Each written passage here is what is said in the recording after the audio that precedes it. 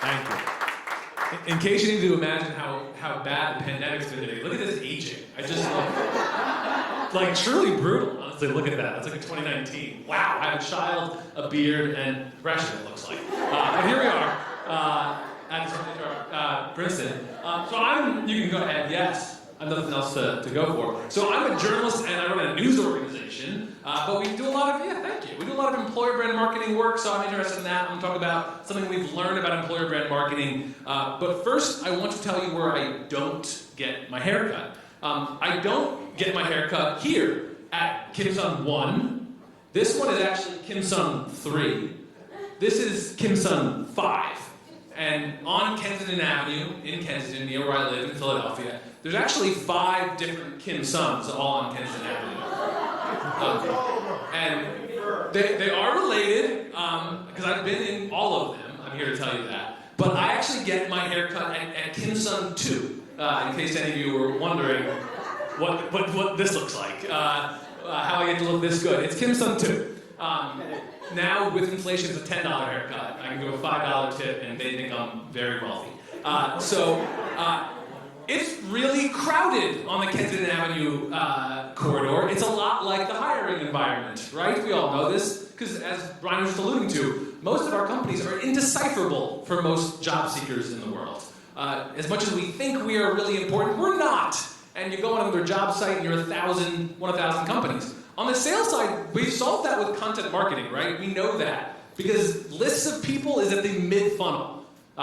Selling someone's down funnel. For some reason, on the recruiting side, employer brand marketing has been sidelined. It's a much smaller part of this. Why do we not do a lot in employer brand marketing? You know this. Because HR is a cost center, which makes all of your heads explode, right? You're a cost center, so we're never going to invest more in HR, talent, recruiting. It's always limited. We've learned a couple things about how that changes, how that can change. For one, we found when you talk to a sales leader, they know they would never send like the terms of service to a contract out to a prospect because they don't know what your company's about. For some reason, we send job descriptions out to people. They have no idea what your company's about. It's the same thing. So instead, we're out in the ocean flinging out job descriptions, and people are like, maybe I will apply because Indeed made it easy for me to click 1,000 buttons, so I will just do that. It's terrible, and that's why you have 500 applicants and no one's ever heard of your company.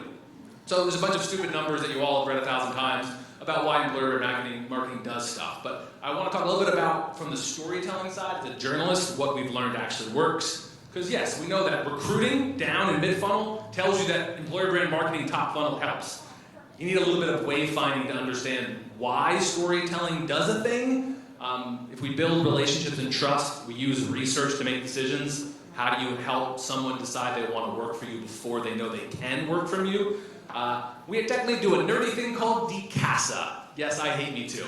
But centrally, you do the discover, right? You know this. If you're a small enough organization, you can speak to a whole bunch of folks. You also know this through surveying. You first say, why do you work here? That's like the one question you just ask as many employees as you can. Why do you work here is a great way to start. That's where you start your employer brand marketing journey. Go ask a bunch of people, what is it good about working here? If you find a problem, okay, you have to stop. That's the correct. So if the Glassdoor reviews are shitty for a reason, you have to stop and you have to go solve those problems. So, of course, if there's toxicity and there's issues, you have to stop that. But if you don't have something you find really problematic, you then go back to the audit phase. You say, okay, we spoke to a bunch of you, and this is what we thought we heard about what you like about working here. Is this true, we hope? And in surveying or in one-on-one interviews, you get feedback. Yes, roughly speaking, that jives with me. That is, in fact, what I think is working here. Then you get to simplify. Brian mentioned employee value prop. That's what your employee value prop is. You spoke to folks, you audit it, and then you simplify it down. What is a few sentences that are relatively true and consistent about your organization? Not bullshit, not fluff, not you innovate. It has to be something that's different about your organization.